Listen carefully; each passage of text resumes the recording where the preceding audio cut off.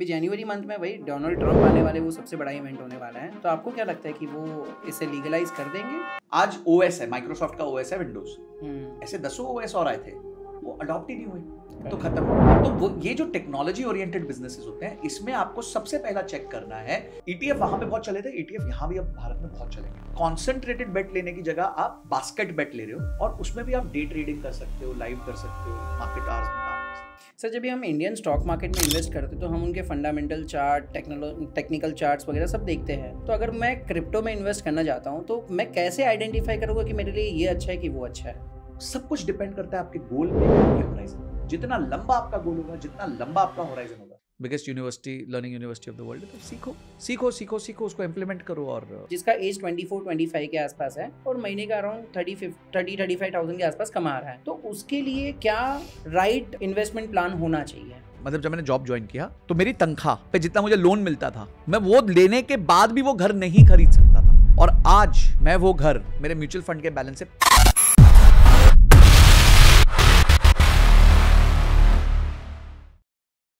Sanjay sir, welcome to our podcast. Second time आप आ रहे हो, सेकंड टाइम अपने टाइम का इन्वेस्टमेंट आप हमारे साथ दे रहे हो। थैंक यू सो मच, और आपको और आपके पूरे दर्शकों को न्यू ईयर की बहुत बहुत शुभकामनाएं। Thank you. तो सर, आपको क्या लग रहा है आज का जो आपका टाइम इन्वेस्टमेंट है, क्या वो प्रोडक्टिव होगा?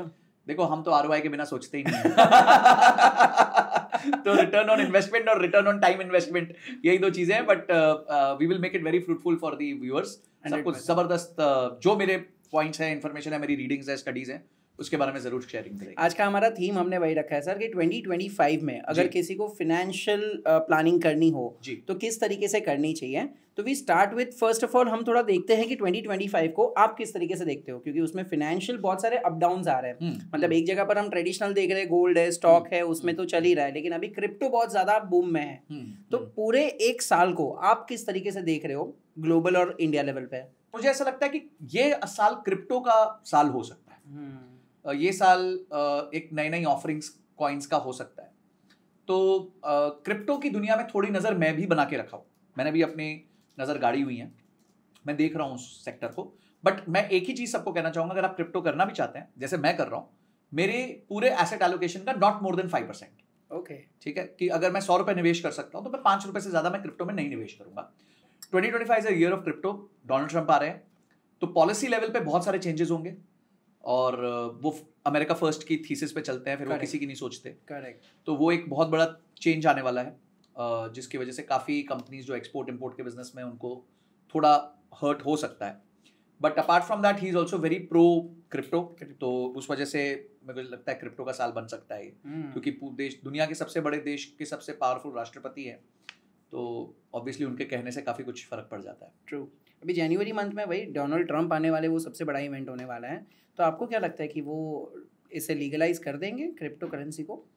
देखिए, अब क्या है ना कि क्रिप्टो इतना बड़ा हो गया है, it is almost the 7th largest asset in the world. और आप बात कर रहे हो जैसे एप्पल, गूगल, इन सब के बाद, इन सब के लीग में, टॉप 10 में, वर्ल्ड में करीबन 7th नंबर पे आज क्रिप्टो आ रहा है। तो वो इतना बड़ा हो चुका है ना कि अब उसको नजरअंदाज करा नहीं जा सकता। करेक्ट। तो कहीं ना कहीं लीगलाइज करना, और अगर आप देखिए ट्रेंड्स देखिए कि जेपी मॉर्गन चेज ने अभी पीछे बिटकॉइन खरीदा है, अच्छा खासा बिटकॉइन खरीदा है, कुछ सरकारों ने बिटकॉइंस खरीदे। तो अगर आप ट्रेंड देखें तो there is a shift towards moving to crypto, and that is why bitcoin जो था, जब प्री रिजल्ट करीबन $70,000 था, आज $1 लाख हो गया।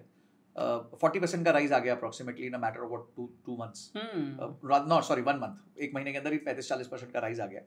तो ये जो ग्रोथ है, ये दिखाती है कि दुनिया में क्रिप्टो का अडॉप्शन आएगा। अब किस स्पीड में आएगा, कैसे आएगा, वो एक क्वेश्चन है, नकारा नहीं जा सकता। Now you can't avoid it, it's too big. तो अभी इन्वेस्ट करना प्रॉपर टाइम है, क्योंकि अभी 1 लाख के ऊपर चला गया है। तो do you think this is the right time in crypto, और वापस कुछ नीचे ऊपर आने के चांसेस है?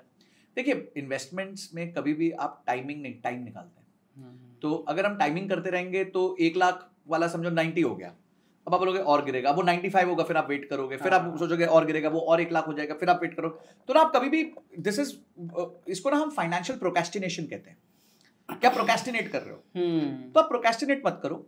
आपको लगता है आज इन्वेस्ट करना है, तो आप वैसे भी 6 महीने के लिए तो इन्वेस्ट कर रहे नहीं हो, आप 10 साल का विजन लेके चलो, एक बास्केट बनाओ, सिंगल कॉइन पे मत निर्भर करो। आप बिटकॉइन भी रखो, XYZ और भी कॉइन्स रखो, जो भी आपको समझ आते हैं, स्टडी कर लो यार, थोड़ा स्टडी कर लो, और उसमें अपना पैसा हर महीने डालते रहो SIP की तरह। करेक्ट। मैं एक बंदे से मिला, मैं एक वर्ल्ड ब्लॉकचेन कॉन्फ्रेंस में गया था 2022 में दुबई में। वहां पे एक बहुत अच्छे आदमी से मिला मैं, and he was from US, Indian थे। वो कहते जब से बिटकॉइन आया है मैं बिटकॉइन में SIP कर रहा हूँ।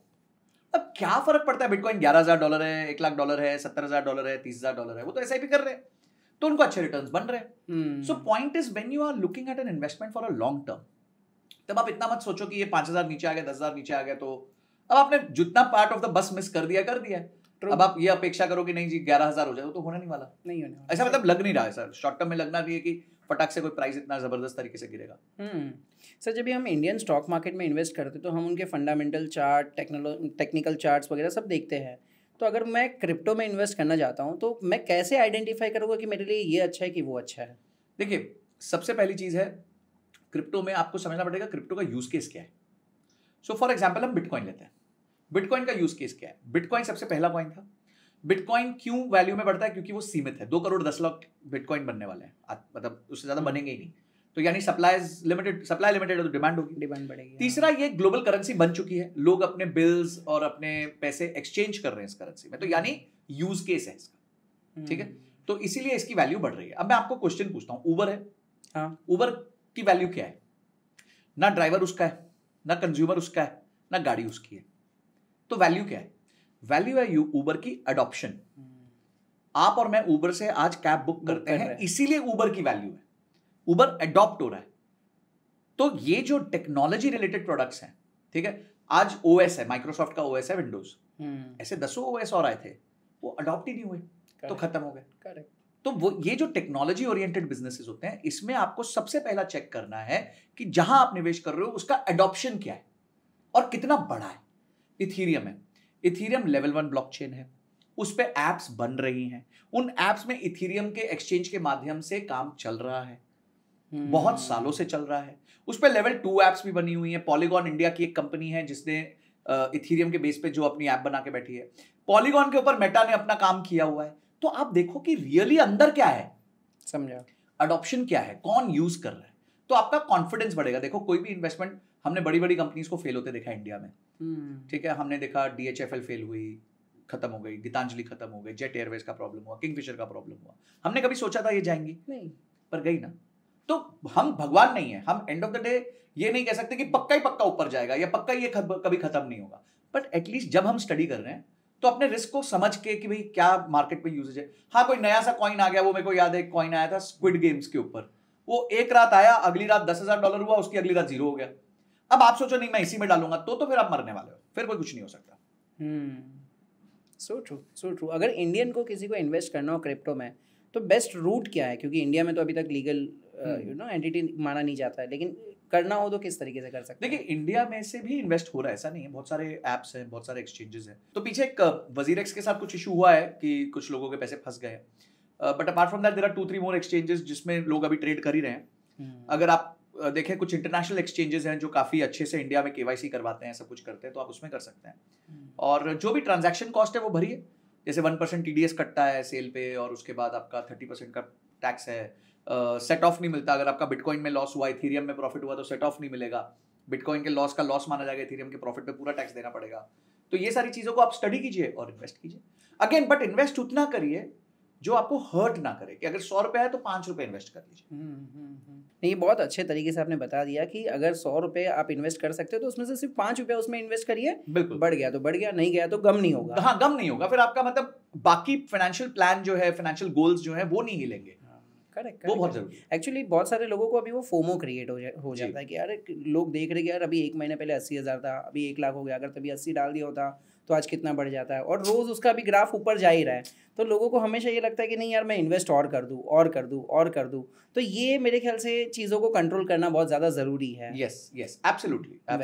खाली एक जगह पर मेरे ख्याल से आपके ही मैंने पॉड में मस्त एक आपने बहुत अच्छी लाइन बताई थी कि फाइनेंशियल फ्रीडम तभी आती है जब ये आपकी active income passive income active income से बढ़ जाए। जी, देखिए, फाइनेंशियल फ्रीडम तब आती है जब आपका पैसिव इनकम आपके लाइफस्टाइल कॉस्ट से बढ़ जाए, एक्टिव इनकम से नहीं। सो फॉर एग्जांपल, आपकी एक्टिव इनकम है 2 लाख रुपए महीना, आपका खर्चा है 1 लाख रुपए महीना, आपकी पैसिव इनकम का कैपेसिटी अब हो गई है 1 लाख रुपए महीना, तो अब आप फ्री हो गए हो।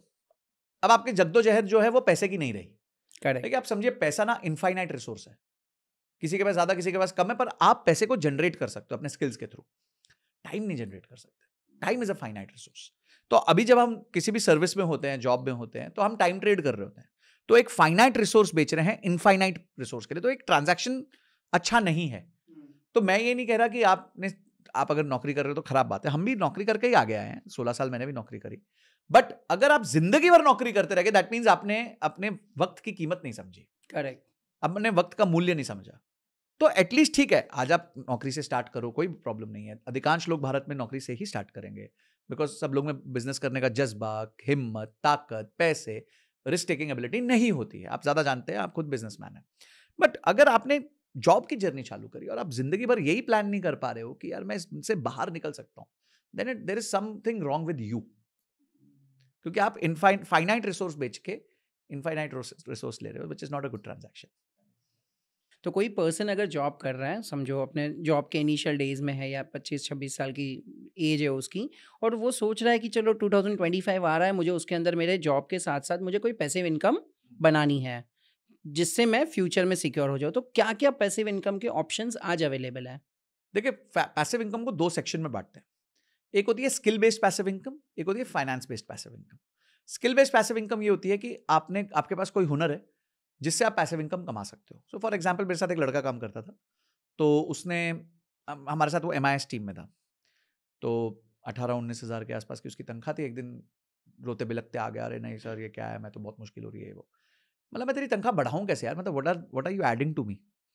तो फिर उसने कोर्स किया, कोर्स करके उसने कुछ 60-70 हज़ार का कोर्स था, उसने किया, अपने आप को बेटर किया, और उसके बाद उसने अपना यूट्यूब चैनल खोला और अपने आप को कुछ प्लेटफॉर्म्स पे लिस्ट करा दिया। आज 1.5-2 साल हो गए होंगे उस बात को, हाँ 1.5-2 साल हो गए होंगे। On YouTube he has what 30-40,000 subscribers हो गए उसके। वो हर महीने एक बैच बनाता है जहाँ पे वो लोगों को डैशबोर्ड, डेटा ये इंटेलिजेंस, ये सब सिखाता है, एक्सेल सिखाता है, और ही चार्जेस 3,000 रुपीज़ पर स्टूडेंट, और वो 60 लोगों का बैच बनाता है। तो 1,80,000 के आसपास यहाँ हो गया, प्लस उसके जो प्लेटफॉर्म्स हैं दूसरे जहाँ फ्रीलांसिंग करता है, वहाँ से उसको एक 50-70 हज़ार रुपये कुछ बन जाते हैं। तो करीबन 2.5 लाख रुपए महीना वो आज कमा लेता है। मेरे साथ काम कर रहा था, 200 घंटे काम करता था, आज शायद 100 घंटे काम करता है। तो उसने क्या किया, उसने अपनी स्किल के थ्रू पैसिव इनकम क्रिएट करनी चालू कर दी। तो आप जब यंग होंगे ना, आपके पास पैसे नहीं होंगे, 2 तरह के कैपिटल है, ह्यूमन कैपिटल है, फाइनेंशियल कैपिटल है। जब आप यंग होते हैं, ह्यूमन कैपिटल ज्यादा होता है, फाइनेंशियल कैपिटल 0 होता है। आपके पास समय है काम करने के लिए, तो आप और जैसे जैसे समय जा रहा है, आपका ह्यूमन कैपिटल जा रहा है। जो काम हम 15 साल पहले विरल भाई कर सकते थे, शायद आज उस स्पीड से नहीं कर सकेंगे। पर आज 15 साल पहले जो आपका बैंक बैलेंस था और आज का बैंक बैलेंस, उसमें बहुत जमीन आसमान का फर्क होता है। तो लाइफ जब बढ़ती है तो फाइनेंशियल कैपिटल ऊपर जा रहा होता है, ह्यूमन कैपिटल नीचे जा रहा होता है। तो आपको पहला जो पैसिव इनकम का सेट है ना, वो आपको फाइनेंशियल कैपिटल से नहीं आने वाला। आपके अकाउंट में 25,000 रुपए है, चलो ठीक है, आपने बेस्ट पैसिव इनकम जनरेट कर ली, 10% साल का कर लिया, चलो 20% साल का कर लिया, तो भी 5,000 ही बनाओगे। क्या है पैसिव इनकम? 5,000 रुपए क्या कर लोगे? बट पॉइंट ये कि अगर उसी जगह आपने कोई स्किल सीख लिया और उस स्किल को मोनेटाइज कर लिया, तो उससे आप बेटर पैसिव इनकम कमा सकते हो। पैसिव इनकम वेल्थ से तब बनती है जब आपके पास मिनिमम 2 लाख, 5 लाख, 10 लाख रुपए होंगे, तो एक साइजेबल नंबर बन सकता है कि महीने का 10,000 रुपए बन रहा है, 15,000 बन रहा है, 5,000 बन रहा है, ऐसा कुछ नंबर बन सकता है। बट विद पैसिव क्या कहते हैं, स्किल बेस्ड पैसिव इनकम तो इनफाइनाइट बन सकता है। हाँ, करेक्ट, कुछ भी बन सकता है। करेक्ट। नहीं, हमारे यहाँ पर भी बहुत सारे ऐसे लोग हैं, लाइक मैं अपनी टीम में भी बहुत बार बोलता हूँ कि आप अगर लेट्स से फॉर एग्जांपल मेरे यहाँ पर वीडियो एडिटिंग कर रहे हो, तो एक लेवल का ही आप काम कर पा रहे हो, एक काम करो, उसके साथ कुछ और भी चीज़ें सीख लो, तो आप एडिशनली हमारे लिए भी काम कर पाओगे और दूसरों के लिए भी काम कर पाओगे, तो लाइक उनके लिए इनकम जनरेट हो जाती है। तो ये चीज़ तो बहुत अच्छी आपने बता दी कि स्किल बेस्ड पैसिव इनकम आप जनरेट कर सकते हो। इनफैक्ट जितने भी कॉलेज स्टूडेंट्स हैं, आज कितने सारे ऐसे कॉलेज स्टूडेंट हैं जिनको मैं इंटर्नशिप के लिए मैं बोलता हूँ कि भाई आप मॉर्निंग 7 to 12 कॉलेज जाते हो, लेकिन 12 बजे के बाद में कुछ ऐसी चीज़ खुद सीख लो और कंपनी में आज से काम करना चालू कर लो। जो मेरा एडिटर है, he is hardly 18 years old, 17-18 years old, और वो अच्छा खासा पैसा कमा रहा है, मेरे साथ भी कमा रहा है, 5-6 जगह और एडिटिंग करता कमा रहा है। करेक्ट। तो हम तो सोच भी नहीं सकते थे कि उस उम्र में इतना पैसा बन जाएगा हमारे को। तो आज वो अपॉर्चुनिटी है, बिकॉज टेक्नोलॉजी का वर्ल्ड है। अगर आप टेक्नोलॉजी रिलेटेड कोई स्किल सीख लो तो ये देयर। ये बहुत डिफरेंस हो गया ना। पहले एक होता था कि एक टाइम होता था कि आप ग्रेजुएशन तक तो कुछ हाँ, नहीं कुछ मत करोगे ही नहीं, और अभी हम 18 साल के बाद में ये सब काम कर रहे हैं। मैं तो 13-14 साल के बच्चों को देख रहा हूँ यार जो तेज हैं, वो AI एजेंसीज चला रहे हैं। मतलब I am so shocked positively obviously, because कि किस लेवल पे वो लोग लेके चले गए हैं अपने स्किल्स को। True true true. So sir, आपका एक बहुत ही सिग्नेचर टॉपिक है जिसके बारे में आप हर पॉडकास्ट में बात करते हो और लोगों को सबसे ज़्यादा वही पसंद आता है। तो मैं भी एक हमारे ऑडियंस के लिए ये समझना चाहता हूँ कि ये एक होता है SIP और आप बात करते हो SWP। ये दोनों होते क्या है और दो में से बेहतर क्या है? देखिए, दोनों अलग चीजें हैं, दोनों के पर्पस अलग है। SIP वेल्थ क्रिएशन है, SWP वेल्थ कंजम्पशन है। तो आप वेल्थ क्रिएशन के फेज में हैं या वेल्थ कंजम्पशन के फेज में हैं, वो डिसाइड कर लीजिए। अगर आप यंग हैं तो there is nothing called as SWP for you right now. पहले आपको कॉर्पस चाहिए ना भाई। पेड़ बड़ा ही नहीं होगा, पेड़ पे फल ही नहीं लगेंगे तो फल खाओगे कहां से? बोले नहीं सर, हम अभी पेड़ लगा रहे हैं पर लगाते ही हमारे को फल चाहिए, तो दैट इज नॉट पॉसिबल। तो पहले पेड़ लगाओ, पेड़ को बड़ा करो, पेड़ पे फल आने दो, उसके बाद उन फलों को खाओ। That is called SWP। जैसे वॉरेन बफे कहते हैं कि somebody is having shade today because somebody once decided to plant a tree। तो आप पहले अपना पेड़ थोड़ा सा बड़ा कर लो और उसके बाद फिर आप अपना उसमें से फल खा लो। तो दैट इज SWP। तो SWP उसके लिए ठीक है जिसका लाइफ में let's say he is become 40, 45, 50, 55 कुछ कॉर्पस जमा हो गया है, अब वो काम नहीं करना चाहते, एक्टिव काम उनका बंद हो गया है, अब उसमें से वो कंज्यूम करना चाहते हैं। That is for them. Passive income का सबसे बढ़िया सोर्स है SWP। ये SWP करने का सही तरीका क्या है? मतलब मैं अगर लेट्स से फॉर एग्जांपल आज 30 की एज पे हूँ, मैं सोच रहा हूँ कि हाँ यार, महीने का मेरा इतना इतना SIP में जा रहा है और आई एम प्लानिंग कि भाई 40 की एज पे मुझे रिटायर होना है, ठीक है। तो उसके बाद मुझे विड्रॉ करना है, तो किस तरीके से विड्रॉ करना चाहिए और क्या प्रोसेस होना चाहिए? तो जो भी आपका कॉर्पस बनता है उसका ज्यादा से ज्यादा 0.5% पर मंथ विड्रॉ कर सकते हैं। तो आप रिवर्स वर्किंग कर लीजिए कि अगर आपको लगता है कि आपको 10 साल बाद 50,000 रुपए महीना विड्रॉ करना है, तो दैट मीन्स आपका कॉर्पस 1 करोड़ का होना चाहिए, तभी आप 50,000 उसमें से विड्रॉ करेंगे। देखिए, कॉन्सेप्ट बड़ा सिंपल है। आपने एक कॉर्पस क्रिएट किया, अब वो कॉर्पस एक म्यूचुअल फंड में रखा हुआ है, अब वो कॉर्पस फिर भी कंपाउंड करेगा, पर हो सकता है कोई साल वो ऊपर जाए, कोई साल नीचे जाए, वो तो लॉन्ग टर्म में एक अच्छी कंपाउंडिंग देता है। अब आप उसमें से विड्रॉ कर रहे हैं, तो your withdrawal rate has to be less than your compounding rate. अगर आपका पैसा 10% पे ग्रो कर रहा है और आप 6% विड्रॉ कर रहे हो, तो आप सेफ हो। तो हर साल 4% बच जाता है, वो 4% वापस प्रिंसिपल में जुड़ जाएगा और आपका प्रिंसिपल बड़ा होता रहेगा, बड़ा होता रहेगा, बड़ा होता रहेगा, बड़ा होता रहेगा। तो ये एक यूनिक इक्वेशन है इस दुनिया की, जहां पे आप खा भी लोगे और उसके बाद बचा भी लोगे और बढ़ा भी लोगे। तो ये तीनों चीजें आप ये SWP से कर सकते हो, अगर आप अपना विड्रॉल रेट अपने कंपाउंडिंग रेट से कम रखोगे तो आइडियली अगर आप 6% के आसपास 5 से 6% का विड्रॉल रेट रखते हो तो यू आर गुड। और कॉर्पस का टारगेट क्या रखना चाहिए? अगर किसी भी पर्सन को ऐसा है कि रिटायरमेंट के टाइम पे मेरे पास इतना पैसा तो होना चाहिए और मेट्रो सिटीज़ में रहते हैं, तो क्या एक आइडियल अमाउंट है जो उनको ऐसा होना चाहिए कि हाँ यार, इतना कॉर्पस अमाउंट हो जाएगा तो उस दिन मैं रिटायरमेंट ले लूँगा? देखिए, वो नंबर डिपेंड करता है आपके कॉस्ट पे, आप कितना खर्चा करते हैं। सो फॉर एग्जाम्पल, आज आपका खर्चा 50,000 रुपये महीना है और आप चाहते हो कि आप 10 साल बाद रिटायर हो जाओ, तो 10 साल बाद यही 50,000 रुपये महीना 1 लाख रुपये महीना हो जाएगा बिकॉज ऑफ इन्फ्लेशन। अब 1 लाख मतलब इंटू 12 12 लाख हो गया। तो 12 लाख अगर आपका है तो करीबन 2.5 से 3 करोड़ रुपए आपके पास होगा, तब जाके आप रिटायरमेंट ले सकते हो। तब आप वो हमारी इक्वेशन में सेट हो जाओगे कि 4 से 5-6% के आसपास का विड्रॉल रेट रखोगे, तो आपका फिर भी कॉर्पस कभी खत्म नहीं होगा। और ये ना मिथ होती है कि एक व्यक्ति एक बार फ्री हो गया तो वो कुछ भी नहीं करेगा, ऐसा बहुत मुश्किल है। अगर एक व्यक्ति काम करता था, अपने आप को ग्रो कर सके, तो उसकी स्किल्स भी कंपाउंड हो जाती है। तो वो कंसल्टिंग कर लेगा, कोचिंग कर लेगा, कुछ छोटा बिजनेस कर लेगा, कोई दुकान डाल लेगा, कुछ भी कर सकता है।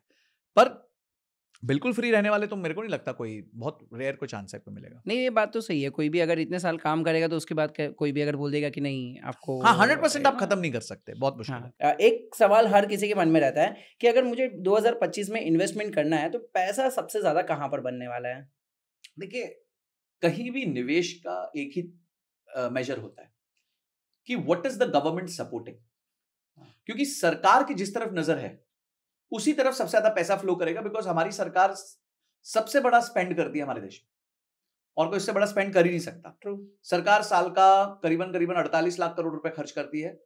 चलो 10 लाख करोड़ उसमें ब्याज है, तो 38 लाख करोड़ रुपए खर्च करती है। वो कहां कर रहे हैं? तो let's look at the allocation. सबसे बड़ा एलोकेशन है इंफ्रास्ट्रक्चर।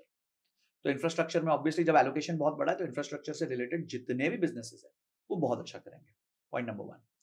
पॉइंट नंबर 2, जब आप देखें कि और क्या चीज चलेगी जिसमें गवर्नमेंट का ध्यान नहीं है, लोग किस चीज को अडॉप्ट कर रहे हैं। दो हो गया, एक तो गवर्नमेंट किस तरफ ध्यान दे रही है वो वाला सेक्टर हो गया, और लोग किस चीज को अडॉप्ट कर रहे हैं। हो सकता है गवर्नमेंट का उधर ध्यान नहीं हो पर लोग अडॉप्ट करने लग गए हैं, जिसका एग्जांपल मैं दूंगा आयुर्वेदा।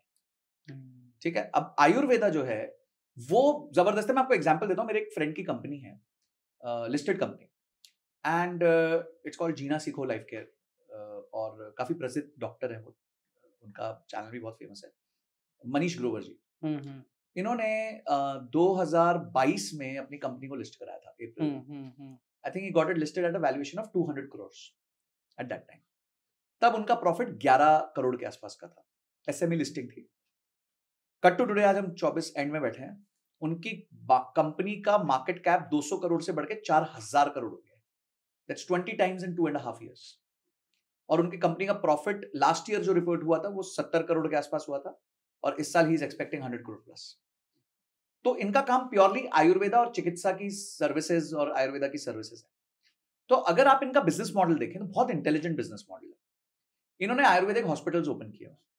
अब आपको मैं मजेदार बात बताता हूं, एक नॉर्मल हॉस्पिटल जब खुलता है तो एक बेड पे 1 करोड़ रुपए लगता है। ऐसा नहीं कि बेड खरीदने का करोड़ रुपए लगता है, मतलब जो पूरा इंफ्रास्ट्रक्चर कॉस्ट लगा है उसको अगर आप नंबर ऑफ बेड से डिवाइड कर दे तो 1 करोड़ रुपया पर बेड लगता है। तो अगर 200 बेड का हॉस्पिटल है तो 200 करोड़ लगेगा। करेक्ट। आयुर्वेदा में वो 4 लाख रुपए लगता है। तो आपका केपेक्स ही खत्म हो गया। आप तो सीधा सीधा 125th पे आ गए, तो आपका केपेक्स ही नहीं लगा, तो अब आपकी रिटर्न एक्सपेक्टेशन कम होगी। ट्रू, ठीक है जी। तो ब्रेक इवन जल्दी आ जाता है। दूसरी चीज है, कुछ साल पहले तक जो आयुर्वेदा था वो मेडिकल इंश्योरेंस से रीपे नहीं होता, अब होने लग गया है। आप आयुष के अंडर वो ले सकते हो, एड ऑन ले सकते हो, जिसमें आयुर्वेदा है, यूनानी है, योगा है, शिरोधरा, ये आयुष का फुल फॉर्म।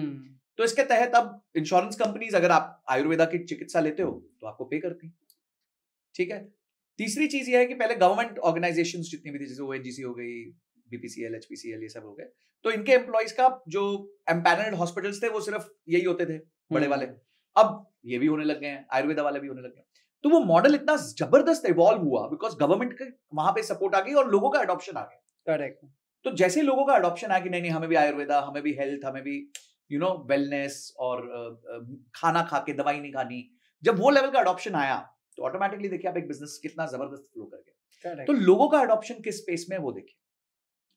नेक्स्ट है डिफेंस। अगेन इंडिया का डिफेंस की तरफ बहुत जबरदस्त वो है। डिफेंस में आपको सबसे बड़ी टेक्नोलॉजी जिसके बारे में आजकल बात होती है वो ड्रोन, एंटी ड्रोन, इस पे बहुत ज्यादा बातें हो रही हैं। स्टेट गवर्नमेंट्स जम के पैसा खर्च कर रही हैं ड्रोन्स और एंटी ड्रोन्स पे। तो ये इसमें क्या फायदा होगा? इसमें ऑब्वियसली जो ड्रोन मैन्युफैक्चरिंग कंपनीज हैं, ड्रोन सर्विसेज कंपनीज हैं, उनको बहुत फायदा होने वाला है। उसके अलावा जो पूरी दुनिया जिस तरफ देख रही है वो है एआई।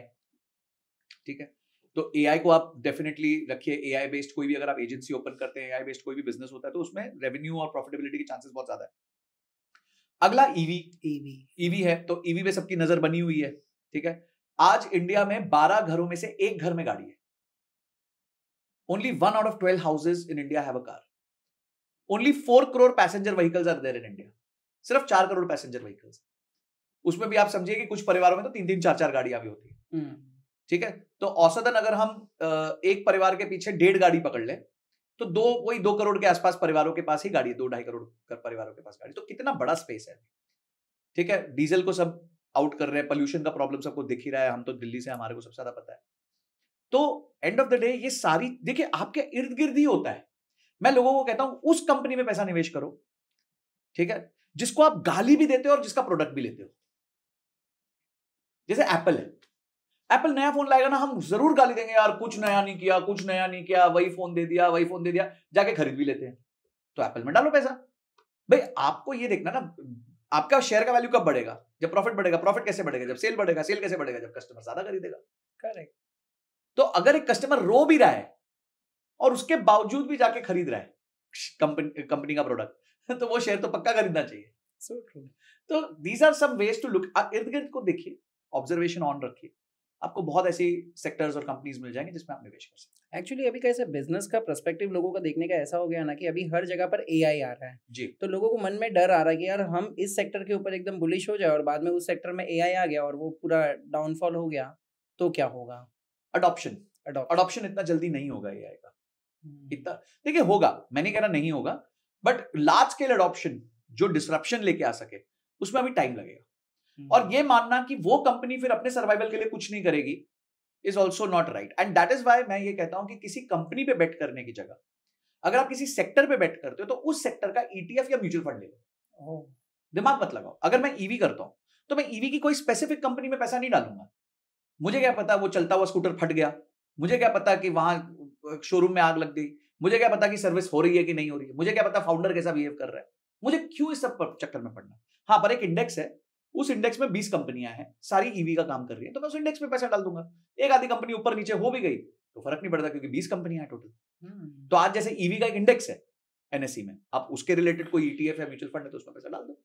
तो आपने क्या किया, ईवी में पैसा भी डाल दिया और एक आपने कॉन्सेंट्रेटेड बेट नहीं ली। जब आप कॉन्सेंट्रेटेड बेट लेते हो तो या तो आप बहुत पैसा कमाते हो या बहुत पैसा हारते हो। करेक्ट। तो आपको अपना वेल्थ ग्रो करना है ना, आपको ये थोड़ी है कि इसका 1 का 10, 10 का 100, 100 का 1000, वो मत सोचो। आप वेल्थ ग्रो के एंगल से सोचो। तो आप सेक्टर पकड़ो, उस सेक्टर के इंडेक्स में ETF के माध्यम से या म्यूचुअल फंड के माध्यम से पैसा डाल दो और संतुष्ट रहो, शांति से बैठो। Correct correct. ये बहुत अच्छी चीज आपने बताई। मतलब मुझे तो ऐसा लग रहा है ना कि अभी तक हमारे पास एक ही ऑप्शन था कि या तो मैं डायरेक्टली कोई कंपनी में इन्वेस्ट करूं या तो वो कंपनी का मतलब म्यूचुअल फंड में इन्वेस्ट करूं SIP के थ्रू। अभी आपने ये ETF के बारे में बताया, तो मुझे पहले तो एक थोड़ा डिफरेंस बताइए कि म्यूचुअल फंड और ETF में डिफरेंस क्या होता है एक लेमैन पर्सपेक्टिव में, फिर हम उसे और अंदर डीप डाउन करेंगे। देखिए, mutual fund basic both are pretty much the same, ऐसा मतलब बहुत ज्यादा फर्क नहीं है। The biggest difference between the two is कि ETF जो है वो ट्रेड हो सकता है। एक शेयर जैसे आप रिलायंस दिन के दौरान किसी भी टाइम खरीद भी सकते हो, बेच भी सकते हो। म्यूचुअल फंड को आप दिन के दौरान कभी भी खरीद और बेच ऐसे नहीं सकते हो। आप एक टाइम पे पैसा डालते हो, आपको एक कट ऑफ के हिसाब से या तो पिछले दिन का या अगले दिन का NAV मिल जाता है, ठीक है। पर म्यूचुअल फंड में ETF में आप पूरे दिन के, आपका 12 बजे मन किया यार मैं निफ्टी 50 का ETF खरीद लेता हूं, मेरे को लगता है निफ्टी ऊपर भागने वाला है, लगता है, आपकी चॉइस है भाई, आपने खरीद लिया। आप म्यूचुअल फंड के साथ ये नहीं कर सकते। तो जब आप ट्रेडिंग भी करते हो तो ETF में आप ट्रेड कर सकते हो। ETF में ट्रेड करने का सबसे बड़ा फायदा यह है कि ETF कैश मार्केट में होता है। तो कल को अगर आपकी बेट थोड़ी सी गलत भी लग गई तो आप होल्ड कर सकते। फ्यूचर्स एंड ऑप्शंस हर महीने एक्सपायर हो जाते हैं, तो आप उसको होल्ड नहीं कर पाते। तो इसलिए ETF में आजकल बहुत जबरदस्त इन्वेस्टमेंट हो रही है। पूरा US जो है ETFs में इन्वेस्ट करता है। तो अगर हम देखें, आज हमसे बड़ी मार्केट US है, तो अगर हमें बड़ा बनना है तो हम US की तरफ ही देखते हैं कि वहां क्या अडॉप्शन चल रही है। जैसे वहां सबसे पहले रॉबिनहुड आया, डिस्काउंट ब्रोकर आया, तो उसके बाद इंडिया में ज़ीरोधा आ गया, वहां उबर आया तो यहां ओला आ गया, ठीक है, वहां डोडैश आया तो यहां जोमेटो स्विगी आ गया। तो इस तरीके से आपको देखना होता है वो कंट्रीज क्या कर रही है, क्योंकि वो थोड़ी हमसे आगे है इनोवेशन में। There is no problem copying, हमें करना चाहिए कॉपी, क्योंकि तभी हम इजीली फटाफट स्केल कर सकते हैं। तो ETF वहां पे बहुत चले थे, ETF यहां भी अब भारत में बहुत चलेंगे। एक वो माध्यम बनेगा कि कॉन्सेंट्रेटेड बेट लेने की जगह आप बास्केट बेट ले रहे हो और उसमें भी आप डे ट्रेडिंग कर सकते हो, लाइव कर सकते हो, मार्केट आवर्स में काम कर सकते हो। तो ये फर्क है ETF। क्या percentage on an average expect कर सकते हैं ETF निफ्टी 50 या किसी भी इंडेक्स? देखिए, वो तो सेम म्यूचुअल फंड जितना ही रहता है, दोनों में वही रहेगा। और लंबी अवधि में आपका जो ETF है वो थोड़ा सा ज्यादा रिटर्न्स देता है निफ्टी 50 से। निफ्टी 50 का ETF पता है क्यों? क्योंकि क्या होता है कि निफ्टी 50 की कंपनीज डिविडेंड देती है, तो वो डिविडेंड जो है ETF में री इन्वेस्ट हो जाता है, और क्योंकि वो री इन्वेस्ट होता है तो वो कंपाउंडिंग फिर से थोड़ी सी ज्यादा लगती है। तो अगर 10 साल में समझो निफ्टी ने आपको 2 गुना रिटर्न दिया है या 3 गुना दिया है, तो वो 3 गुना से थोड़ा सा ज्यादा दे देगा, 3.3 टाइम्स दे देगा। तो निफ्टी, देखिए, अपेक्षा तो हम हमेशा ये रखते हैं कि 10 से 12% रिटर्न निफ्टी हमारे को एक लंबी अवधि में 10, 12, 15 साल के होराइजन में देगा ही देगा। Amazing amazing. सो आपके हिसाब से सबसे बेस्ट ETF कौन सा होगा जहां पर 2025 में हम फोकस कर सकें? देखिए, अगेन मैं बेस्ट से ज्यादा राइट ETF पे मानता हूँ। तो अगर आपको लगता है कि भाई आप ज्यादा सोच नहीं सकते, दिमाग नहीं लगा सकते, तो आप सीधा निफ्टी 50 खरीद लो। अगर आपको लगता है यार थोड़ा सा चलो आगे चलते हैं, तो आप निफ्टी नेक्स्ट 50 खरीद लो, या भारत देश की अगली 50 कंपनी, वो भी छोटी कंपनीज नहीं, वो भी लार्ज कैप ही है, पर they are not in Nifty 50, they are in the next. Correct. उसके अलावा अगर आपको लगता है नहीं जी मैं थोड़ा सेक्टोरल बेट लेना चाहता हूं, मैं EV पे बेट लेना चाहता हूं, तो आप EV का ETF ले लो। आपको लगता है नहीं आगे जाके सेंट्रल कंपनीज बहुत अच्छी चलेंगी, तो CPSE का ETF है वो खरीद लो।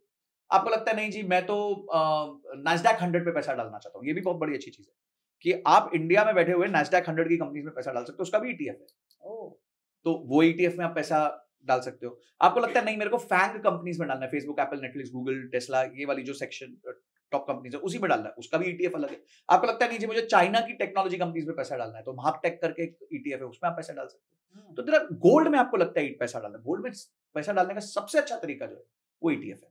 आज के दिन में पहले सॉवरेन गोल्ड बॉन्ड्स होते थे, पर सॉवरेन गोल्ड बॉन्ड्स अभी ओपन नहीं है, सरकार ओपन नहीं कर रही, तो उसके अलावा सेकंड बेस्ट वे जो था वो ईटीएफ था। तो ईटीएफ गोल्ड के बहुत सारे, आप उसमें पैसा डाल सकते हैं। So again at the end of the day आपका रिक्वायरमेंट क्या है। मैं बार बार यही बोलता हूं, बेस्ट मत सोचो, राइट सोचो, क्योंकि बेस्ट तो किसी को नहीं पता।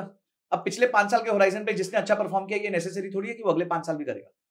पर आपके लिए राइट क्या है, रिस्क को मद्देनजर रखते हुए, ड्यूरेशन को मद्देनजर रखते हुए, क्या कहते हैं, आपके रिटर्न्स के एक्सपेक्टेशन को मद्देनजर रखते हुए आपके लिए कौन सा राइट है, आप उस पर पैसा। मैं थोड़ा ये राइट के अंदर ही मैं और डिटेल में जाना चाहता हूँ कि अगर सपोज करो कोई हमारा व्यूअर है जिसका एज 24-25 के आसपास है और महीने का अराउंड 30-35,000 के आसपास कमा रहा है, तो उसके लिए क्या राइट इन्वेस्टमेंट प्लान होना चाहिए? देखिए, राइट इन्वेस्टमेंट प्लान उसके गोल से आएगा। तो अगर वो कहता है कि मुझे रिटायरमेंट चाहिए, मैं रिटायरमेंट का फंड प्लान करना चाहता हूँ, तो that means he has a 20-25 year horizon जहां वो अपना रिटायरमेंट प्लान कर सकता है। तो here he can take risk. तो instead of going for Nifty 50 he can go for Nifty next 50 क्योंकि चलो ठीक है, थोड़ा रिस्क ले लेते हैं, बढ़ा देते हैं। अच्छा, उसको लगता है एक काम करते हैं, अगर मेरे पास 10,000 रुपए 5,000 रुपए महीना डालूंगा, तो एक काम करता हूँ 3,000 तो मैं निफ्टी नेक्स्ट 50 में डालता हूँ, बचा हुआ 2,000 ना मैं आधा मिड कैप में डालता हूँ, आधा स्मॉल कैप में डाल देता हूँ। क्यों? क्योंकि मैं तो 25 साल वेट करने वाला हूँ। मुझे पता है 25 साल में भारत देश आगे बढ़ेगा, तो मेरी स्मॉल कैप कंपनीज बड़ी हो जाएंगी, mid cap companies large cap बन जाएंगी, तो मुझे फायदा होगा। सब कुछ डिपेंड करता है आपके गोल पे, आपके होराइजन पे। जितना लंबा आपका गोल होगा, जितना लंबा आपका होराइजन होगा, उतना आप रिस्क ज्यादा ले सकते हैं। अगर आप कहते हो जी मेरे 5 साल का गोल है, 6 साल का गोल है, मुझे घर के डाउन पेमेंट के लिए चाहिए, तो आप ज्यादा पैसा निफ्टी 50 में डाल दो, रिस्क मत लो ज्यादा। पर लोग क्या करेंगे, उस गोल को बड़ा कर देंगे और उसके लिए बोलेंगे नहीं यार हम तो क्रिप्टो में डालेंगे। तो that is somewhere where there is a problem. True. तभी ईटीएफ अगर किसी को भी बाय करना, तो आपने ये चीज़ तो बात कर ली, लेकिन ईटीएफ में आप मुझे बता रहे थे कि फैन ईटीएफ होता है, नेस्कॉम होता है, तो ये सारी चीज़ें अगर हम मुझे इंडियन मार्केट में चाहिए, जैसे अगर कोई लोकल एप्लीकेशन को यूज़ कर रहा है जैसे ग्रो या धन या कोई भी, तो क्या उसके अंदर अवेलेबल मिल सकता है? सब में अवेलेबल होगी सब। पर मैं आपको इजी तरीका बताता हूँ। आप एनएससी इंडिया के लिए आप गूगल पे जाइए, एनएससी इंडिया ईटीएफ लिख दीजिए, तो वो ऑटोमेटिकली पेज ओपन कर देगा जिसमें सारे ईटीएफ लिस्टेड है। तो आप वहां जाके देख सकते हैं, करीबन 225 ईटीएफ लिस्टेड है। उनमें जाके आप सर्च कर सकते हैं कौन सा ईटीएफ आपको चाहिए, कौन सा ईटीएफ में क्या स्टॉक्स हैं, कौन सा ईटीएफ क्यों बना है, कौन से इंडेक्स के बेसिस पे बना है, ये सारी चीजें आपको वहां पे मिल जाएंगी। उसका प्राइस क्या चल रहा है, उसकी वॉल्यूम क्या चल रहा है, उसका मार्केट कैप कितना है, सब कुछ आपको डेटा मिल जाएगा वहां पे। उसके बाद आप अपना सिलेक्शन करिए और फिर जाके अपने ब्रोकर ऐप में, जो भी आप ब्रोकर यूज करते हैं, उसके जाके आप परचेज कर सकते हैं। अमेजिंग।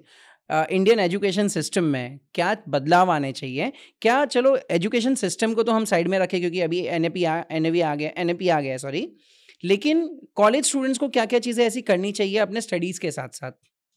देखिए, एजुकेशन को मैं थोड़ा अलग तरीके से देखता हूँ।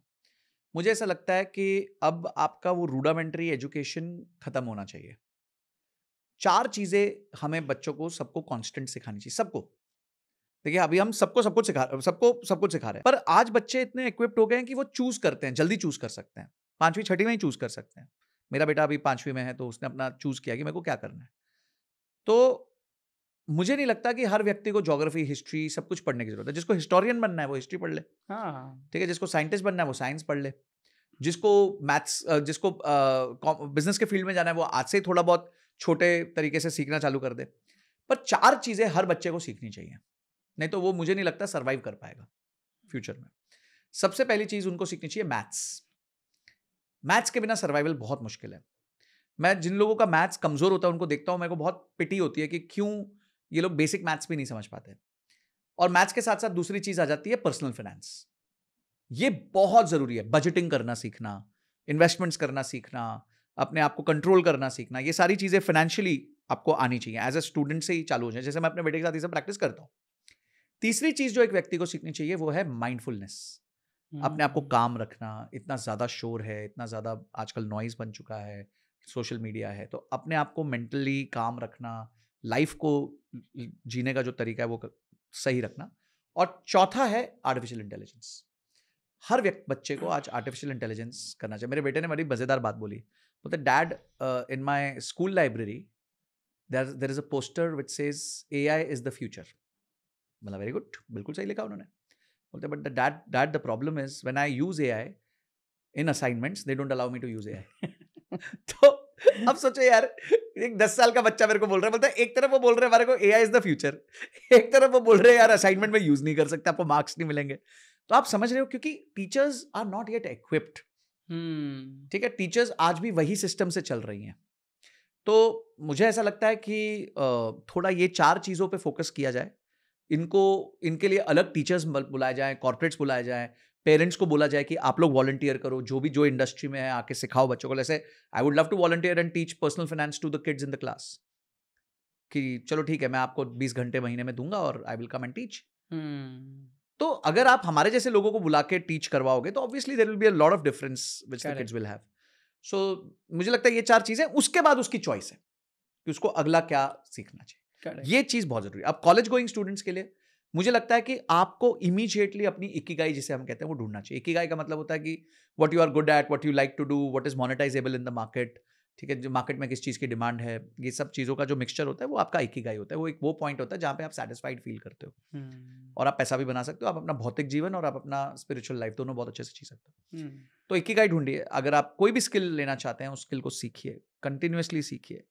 पहले कोर्सेज बहुत महंगे होते थे, आज कोर्सेज बहुत सस्ते हो गए हैं, कुछ चीज़ें तो फ्री हो चुकी हैं। यूट्यूब तो टोटली फ्री है, biggest university, learning university of the world. तो सीखो सीखो सीखो सीखो, उसको इम्प्लीमेंट करो और पैसे बनाओ। Don't just depend on college studies, मतलब ये एक्सपेक्ट मत करो कि टीवाई के बाद कम। बहुत बड़ी बेवकूफी है अगर आप प्योरली कॉलेज स्टडीज पे डिपेंड कर रहे हैं, तो it's you are one step away from poverty. मतलब मैं बहुत लोगों को मिलता हूँ, मतलब यहाँ पर मुंबई में तो इतनी सारी कॉलेजेस हैं, हमारे वर्कशॉप्स वहाँ पर होते हैं, तो मैं बहुत लोगों को मिलता हूँ टीवाई तक, लास्ट ईयर तक लोग एक्सपेक्ट करते हैं कि नहीं यार मुझे वो डिग्री मिलेगा और डिग्री लेके मैं किसी कंपनी में जाऊँगा और वहाँ पर मुझे वो रेड कारपेट लेके बुलाएंगे। वो जमाना गया मेरे ख्याल से। वो खत्म हो गया। वो टेस्ला वाले तो इलॉन मस्क तो बोलते हैं मैं तो अब डिग्री देखता भी नहीं हूँ, हम तो हैंड्स ऑन एक्सपेरिमेंट देते हैं, अगर कर लिया तो ठीक, नहीं किया तो ठीक। करेक्ट, हमें क्या अचार डालना डिग्री का। सही बात है, सही बात है। अभी आप बीच में एआई एजेंसीज के बारे में बात कर रहे थे कि आज 13-14 ईयर के बच्चे भी सब एआई एजेंसीज में जा रहे हैं, तो थोड़ा इसको बताइए कि ये क्या होता है और लोगों को अगर स्टार्ट करना तो कैसे कर सकते हैं? देखिए, एआई एजेंसी का मतलब ये होता है कि you know a skill which others don't know but they require it. ठीक है, यही एक एजेंसी काम करती है। अगर आप डिजिटल मार्केटिंग एजेंसीज की बात करें तो डिजिटल मार्केटिंग एजेंसीज क्या करती हैं? आपको डिजिटल मार्केटिंग आता नहीं है तो वो आपको उसमें सपोर्ट कर देती हैं और उसका वो आपसे पैसा लेती हैं। सो बेसिकली हम इसको कहते हैं इंफॉर्मेशन आर्बिट्राज, कि उनके पास कोई ऐसी इंफॉर्मेशन है या ऐसी स्किल है जो आपके पास नहीं है पर आपको उसकी जरूरत है, इसलिए आप उसको पे कर रहे हो। करेक्ट। तो एआई में तो ऐसे भतेरे आज के सॉफ्टवेयर हो चुके हैं जिसकी बहुत जबरदस्त मतलब क्या कहते हैं यूज केस आ गए हैं। मैं आपको बताता हूँ, जैसे मेरे बेटे के केस में उसने मुझे बताया, उसका कोई फ्रेंड है, सीनियर है, 13-14 साल का ही है, उसने एक एआई प्रेजेंटेशन एजेंसी चालू करी है कि वो एआई से प्रेजेंटेशंस बना के देता है, पीपीटीज बना के देता है, and he charges, generally people charge almost 500 to 1000 rupees a slide, he charges only 50 rupees a slide. तो 50 रुपए पर स्लाइड चार्ज करता है। 20 स्लाइड की औसतन एक पीपीटी होती है, 1000 रुपए चार्ज करता है। 1000 रुपए की वो महीने में करीबन 20-25 प्रेजेंटेशंस बनाता है, 25,000 रुपए हो गए। और जो सॉफ्टवेयर वो लेता है, वो सॉफ्टवेयर के लिए 1,500 रुपए का वो दे देता है, कॉस्ट दे देता है। 13 साल का बच्चा, माइंड तो चला एब्सोल्युटली कि भाई मेरे को कुछ खरीदना है और मुझे कुछ बेचना है, मुझे जो बचा वो प्रॉफिट है। तो ये माइंडसेट होना बहुत जरूरी है। तो ऐसे काफी लोग हैं जो आज एआई की एजेंसीज चला रहे हैं, एक पर्टिकुलर सॉफ्टवेयर को बहुत अच्छे से सीख के they are able to monetise for themselves. नहीं, ये बहुत अच्छा आइडिया आपने दिया। इनफैक्ट लाइक बहुत सारे लोगों को ये चालू करना चाहिए। एक चीज खाली आप एआई में पकड़ लो, प्रॉम्प्ट लिखना सीख जाओ अच्छे से। ओहो, वो अपने आप में बहुत बड़ा कोडिंग लैंग्वेज है आज का। बस आप खाली प्रॉम्प्ट लिखना सीख जाओ। अभी रिसेंटली मैं मेरे कल का ही एग्जांपल देता हूँ। एक कॉलेज के अंदर प्रेजेंटेशन था।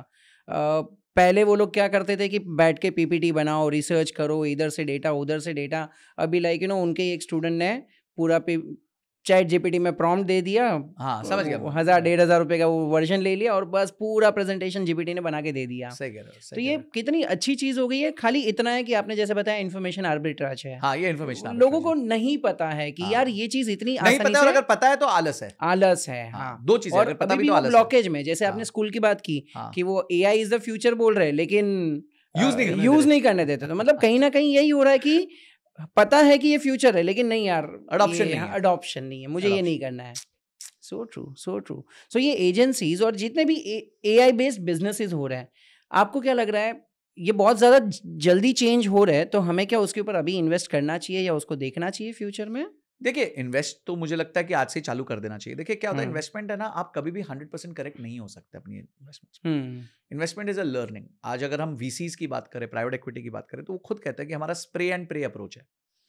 स्प्रे एंड प्रे का मतलब क्या है कि आपने छिड़क दिया और फिर भगवान से प्रे कर रहे हो कि कुछ चल जाए। और ये माना गया वीसी वर्ल्ड में कि 10 में से एक ही इन्वेस्टमेंट चलती है, बाकी 9 मर जाती हैं।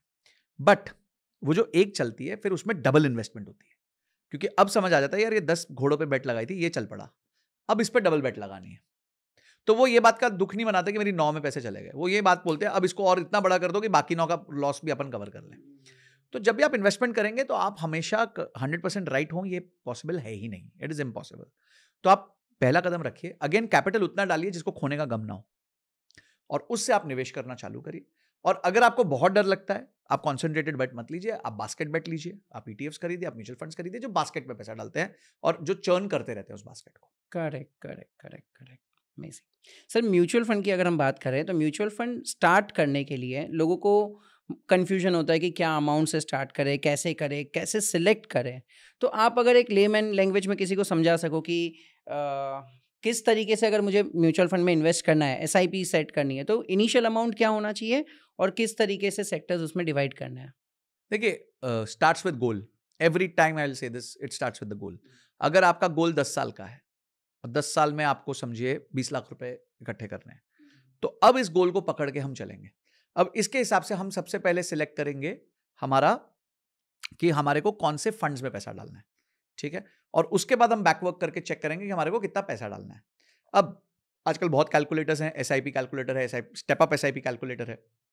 तो आप ये सोच सकते हैं कि मैं आज एक एक्स अमाउंट से चालू करूंगा, उसको मैं कुछ परसेंटेज से बढ़ाता रहूंगा साल का, समझो 5%, 7%, 10%, जो आपको सही लगता है। और आप अपेक्षा करते हो कि आपको 12% का रिटर्न आएगा ओवर नेक्स्ट 12 ईयर्स और 20 लाख रुपए आपको चाहिए। उसके हिसाब से वो आपको आज बता देगा आपको इतना एसआईपी का अमाउंट आता है। अब उस समझिए वो अमाउंट आता है फॉर एग्जाम्पल 10,000 रुपए, उदाहरण के तौर पर कह रहे हैं। अब वो 10,000 अगले साल 11,000 डालना है, फिर उसके अगले साल 12,100 डालना है, ऐसे करके डालना। तो जैसे ही वो अमाउंट आ जाता है फिर उसके बाद एसेट एलोकेशन होता है। एसेट एलोकेशन में हमें क्या चेक करना है, हमारे को ये चेक करना है कि क्योंकि हमारे पास 10 साल की अवधि है तो हम थोड़ा पैसा मिड कैप स्मॉल कैप में भी डाल सकते हैं, क्योंकि वो लंबे समय के लिए हमें ग्रोथ दे सकता है। मिड कैप स्मॉल कैप में अगर आप छोटे समय के लिए पैसा डालते हैं तो देयर इज अ चांस कि वो क्रैश कर जाए। तो इसीलिए मिड कैप स्मॉल कैप में आप तभी पैसा डालें जब आपका होराइजन 6-7 साल से ज्यादा का। तो यहाँ 10 साल का होराइजन है, तो 10 साल के होराइजन के हिसाब से कुछ मिड कैप फंड्स, कुछ स्मॉल कैप फंड्स ले लीजिए और कुछ आप अपने इंडेक्स फंड ले लीजिए, जैसे निफ्टी 50 हो गया, निफ्टी नेक्स्ट 50 हो गया, ये ले लीजिए और उसके बाद उस पर निवेश करिए और उसके बाद दुकान बंद करके भूल जाइए और उस पर पैसे डाल दीजिए। It's as simple as that. It's a matter of 2 hours to plan your 10 years। बस 2 घंटे की प्लानिंग चाहिए आपको। बस खाली लोगों ने कंफ्यूजन बना के रखा है उसमें। वो तो माल तभी बिकेगा ना। सही है। लोगों को फिर भी ऐसा लगता है कि यार मैं एसआईपी करूं, किसी और को हाथ में पैसा दूं, उससे अच्छा मैं खुद क्यों ना करूं। मतलब मैं खुद स्टॉक को पिक करूं, मैं खुद उसमें चेक करूं कि उसके फाइनेंशियल्स क्या है, ये क्या है, वो क्या है। तो खुद इन्वेस्ट करना चाहते हैं डायरेक्ट इक्विटी में, तो उन लोगों को आप क्या कहना चाहोगे? मतलब आपको अगर खुद इन्वेस्ट करना है तो क्या क्या चीज़ें चेक करनी है, अगर नहीं चेक कर पा रहे हो तो म्यूचुअल फंड में कैसे इन्वेस्ट करना है? देखो मैं इसमें ना आपको 2 पॉइंट्स बताता हूँ। ये प्रूवन है कि more than 85% of the mutual fund managers are not even able to beat the benchmark. Proven है। मतलब अगर 100 म्यूचुअल फंड्स हैं तो 85 तो बेंचमार्क कोई नहीं बीट कर पाएंगे। तो यानी कि बेंचमार्क में पैसा डालना एक समझदारी का काम है। तो वहीं आपने गेम को जीत लिया, जैसे आप बेंचमार्क में डालते हैं। वॉरेन बफेट कहते हैं मेरा निधन हो जाए तो मेरा सारा पैसा इंडेक्स में डाल देना, किसी और को मत देना। वॉरेन बफेट ने एक बार टेड सीडर्स के साथ बेट लगा ली कि 10 साल बाद देखते हैं किसका पैसा बढ़ेगा। Ted Seides hedge fund manager थे, रोज खरीद बेच करते थे। 10 साल बाद जब दोनों मिले, वो जैसे रैंचो को मिला था, हाँ, याद है 3 इडियट्स में, कि 10 साल बाद यहीं मिलेंगे। तो वो 10 साल बाद जब मिले तो जो वॉरेन बफेट था उन्होंने 86% रिटर्न जनरेट किया था, टेड सीडर्स ने 26% रिटर्न जनरेट किया था। जबकि टेड सीडर्स रोज खरीदते थे, बेचते थे, हेज फंड मैनेजर थे, एजुकेटेड थी, टीम थी, सिस्टम्स थे, डेटा था, सब कुछ था। वॉरेन बफेट ने एक बार पैसा डाला भूल गया। सो पॉइंट इज कि जब आप लॉन्ग टर्म सोचते हो आप इंडेक्स को नहीं बीट कर पाओगे। हाँ, कभी 3 महीने के अवधि में आपने इंडेक्स को बीट कर दिया, फिर आपको लगता है अपुनिश भगवान है। वो पॉसिबल ही नहीं है। These are things which are not possible. Please don't get into them first of all. But नहीं जी, चुल है, जाना है तो पहले सीखो कंपनी को एनालाइज कैसे करते हैं। और कंपनी का एनालिसिस जो है ना, वो सिर्फ फंडामेंटल नहीं, इमोशनल भी होता है। लोगों का व्यू क्या है उस कंपनी के प्रति इस टाइम पे। ऐसा तो नहीं है कि लोग अभी हम देखेंगे प्राइस टू अर्निंग्स बहुत कम है, वाह यार ये तो कंपनी बहुत अच्छी है, प्राइस टू अर्निंग्स बहुत कम है। पर पता चला ग्रोथ ही नहीं दे रही, तो कम प्राइस टू अर्निंग्स में भी वो महंगी है। करेक्ट। तो बहुत सारी चीजें होती हैं फंडामेंटल एनालिसिस, मैनेजमेंट कैसी है, उसके बाद कितने साल से बिजनेस कर रहे हैं, रेवेन्यू ग्रोथ क्या है, प्रॉफिट ग्रोथ क्या है, आरओसीई क्या है, ये सारी चीजें पहले सीखनी पड़ेंगी। तो मैं तो सीखने के बाद नहीं पैसा डालता कंपनीज में डायरेक्टली। आप बिना सीखे डालना चाहते हो तो बी माई गेस्ट। फिर आप स्ट्रगल करोगे, फिर क्या होगा, आपको लगेगा वो कंपनी ढूंढता जो 100x होगी। आप ब्लू चिप में पैसा ही नहीं डालोगे, आप वो पेनी स्टॉक्स ढूंढना कोशिश करोगे, स्मॉल कैप्स ढूंढने की कोशिश करोगे। यार मेरे दोस्त ने एक शेयर लिया था 50 पैसे का, आज 50 रुपए हो गया, वेरी गुड, मेरे को भी ऐसा शेयर लेना है, तो ढूंढो 50 पैसे के आसपास कौन से शेयर्स हैं। वो नहीं चलता है। So in long run if you want to create wealth, stay away from the stock market, अपना पैसा इंडेक्स में डालो या फिर कुछ सिलेक्टेड म्यूचुअल फंड्स में डालो और भूल के बाहर निकल जाओ। ये इंडेक्स फंड के लिए तो आपने बता दिया, लेकिन फिर भी बहुत सारे लोगों को मन में ऐसे इच्छा होती है कि नहीं यार मैं ऑप्शन ट्रेडिंग में इन्वेस्ट करूं, क्योंकि उसमें मुझे अमाउंट भी बहुत ज़्यादा मिलता है, प्रॉफिट होगा तो वो प्रॉफिट भी बहुत ज़्यादा मिलेगा। तो क्यों प्रॉफिट नहीं हो पाता है उनको वहाँ पर? मतलब क्या राइट सिलेक्शन या राइट टाइमिंग? दोनों ही नहीं, राइट माइंडसेट। हाँ, सबसे पहली प्रॉब्लम ये है। तो let me give you a data here कि सेबी कहता है 93% of the traders in FNO lose money over 3 years, और पिछले 3 साल में उन्होंने 1,81,000 करोड़ का लॉस किया है। एंड गेस द 7%, ये 7% वो हैं जो फॉरेन इंस्टीट्यूशनल इन्वेस्टर्स है, एल्गो ट्रेडर्स हैं। तो यानी कि पैसा तो वही लोग कमा रहे हैं जो सिस्टम से चलते हैं, ठीक है। तो आप एफएनओ का प्रॉब्लम ये है कि एफएनओ में गेट रिच क्विक होता है, उसमें अनलिमिटेड प्रॉफिट दिखता है कि मैं 2 रुपए का ऑप्शन खरीदूंगा तो वो कल को 200 भी हो सकता है, पर यह है profit. But what is the probability of profit? So the important question is not profit, the important question is what is the probability of profit. तो जब तक आप प्रॉफिट चेस करोगे आप प्रॉफिट नहीं बनाओगे, जब आप प्रोबेबिलिटी ऑफ प्रॉफिट चेस करोगे आप वो बनाओगे। पर प्रोबेबिलिटी ऑफ प्रॉफिट जब आप बढ़ाते हो तो आपका रिटर्न्स कम होकर रह जाता है 1%, 2%, 3% महीने का। वो किसी को चाहिए नहीं, क्योंकि सबको चाहिए 10% महीने का, 20% महीने का। वो पॉसिबल नहीं है। अगर वो पॉसिबल होता तो अंबानी जी बिजनेस नहीं कर रहे होते, अडानी जी बिजनेस नहीं कर रहे होते, वो भी बैठ के एफएनओ कर रहे होते यार, ठीक है। तो ये सब पॉसिबल है नहीं। हाँ, क्या पॉसिबल है वो मैं बताता हूँ। आप इसमें शिक्षा ले सकते हो, सीख सकते हो, और कुछ पोर्शन अपने कैपिटल का, वही 100 रुपए का 5 रुपए सिस्टम गया तो गम नहीं है, गया तो गम नहीं, और उस पर आप ट्रेडिंग स्टार्ट कर सकते हो। हाँ, मैं ये नहीं कह रहा कि सब ऐसे होंगे जो पैसा लॉस करेंगे, कोई एक सीख के। पर मैंने नोटिस किया, मैं जैसे एक बहुत अच्छे ट्रेडर से बात कर रहा था, हिमांशु से, और ही सेड कि सर मेरे को 6 साल पहले 6 साल तो मैं प्रॉफिटेबल ही नहीं था। 6 साल मैंने सीखा, मैंने पैसे खोए, यू नो, उसके बाद बनाए, खोए, बनाए, और फिर मैं प्रॉफिटेबल हुआ।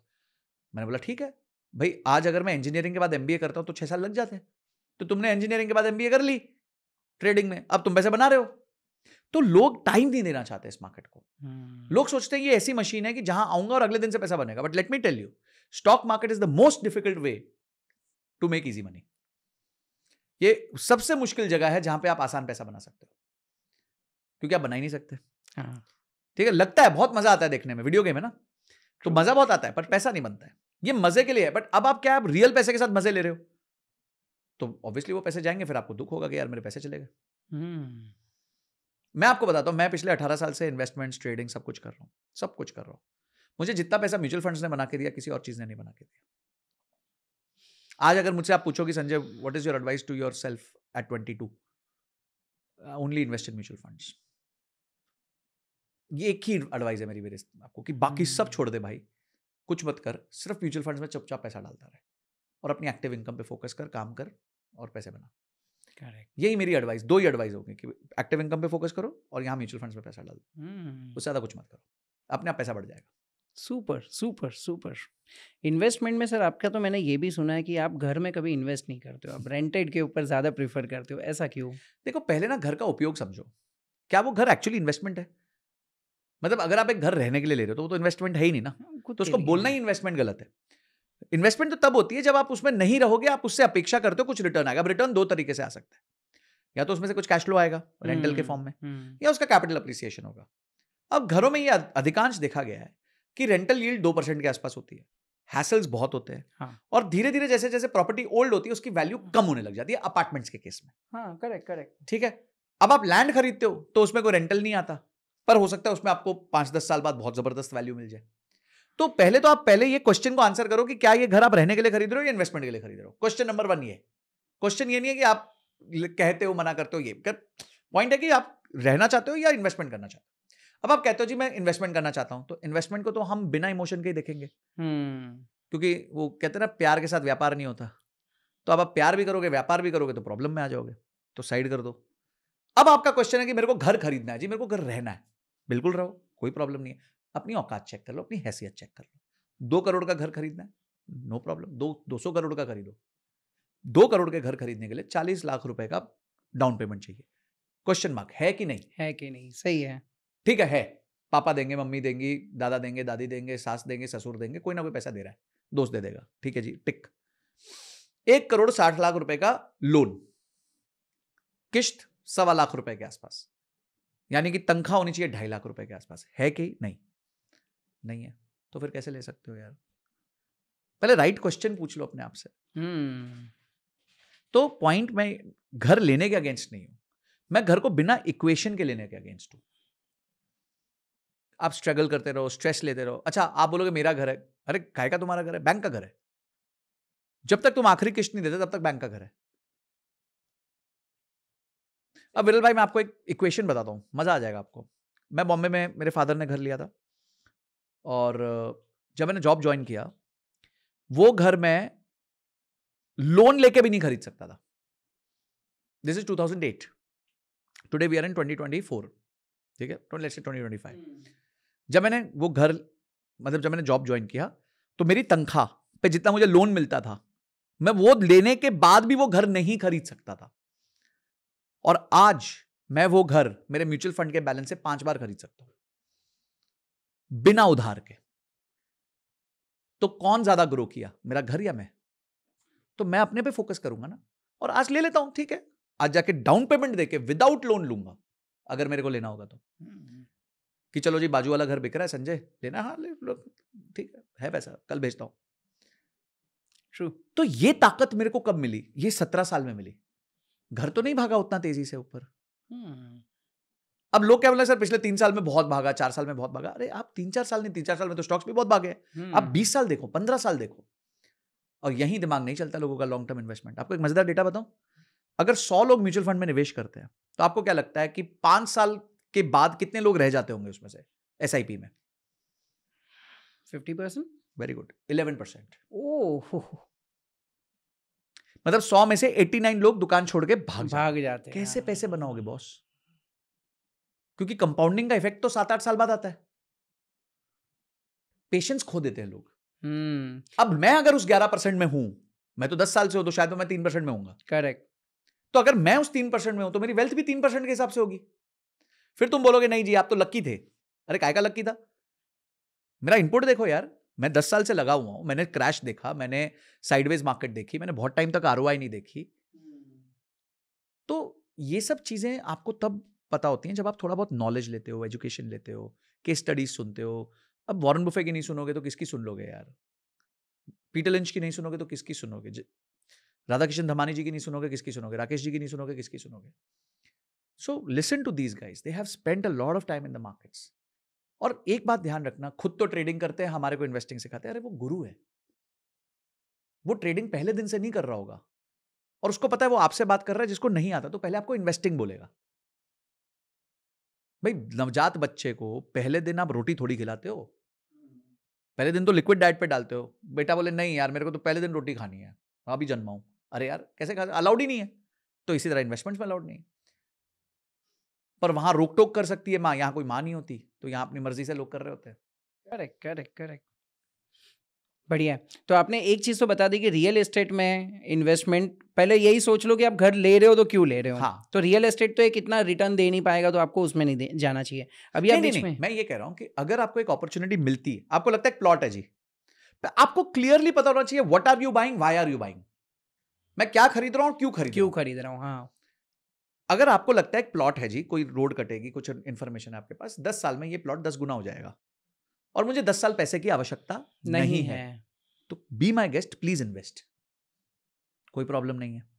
बट अगर आपको लगता है जी मेरे को हो सकता है बीच में पैसे चाहिए होंगे, इस लोकेशन पे मेरे को कॉन्फिडेंस नहीं है, मेरी आंखों के सामने नहीं है, मेरा कॉन्फिडेंस नहीं, तो क्यों स्ट्रेस ले रहे हो यार? आधा प्लॉट तो बेच नहीं पाओगे, आधा प्लॉट बेच नहीं पाओगे, पौना प्लॉट बेच नहीं पाओगे उस दिन। तो आप स्टॉक्स में डाल दो, निफ्टी में डाल दो, किसी में डाल दो। आपका निफ्टी भी आपको 10 साल में 4-5 गुने का रिटर्न दे देता है।